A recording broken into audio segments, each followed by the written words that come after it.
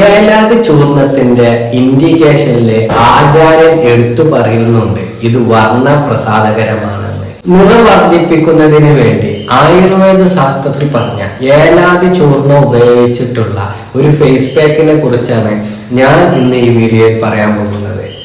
ഞാൻ ഡോക്ടർ ശംഷർ ബാബു. വർണ്ണ ഗുണങ്ങളുള്ള ഒരുപാട് ഔഷധങ്ങളാണ് ഏലാതി ഗണത്തിലുള്ളത്. അതിലെ ഒരു ഔഷധമാണ് ഏലാതി ചൂർണം. ഇത് നിറം വെക്കാനും മുഖക്കുരു, മുഖത്തുണ്ടാകുന്ന പാടുകൾ, ഹൈപ്പർ പിഗ്മെന്റേഷൻ, സൺടാന്, കരിവാളിപ്പ് എന്നിവ മാറ്റാൻ വളരെയധികം ഉപകാരപ്രദമാണ്.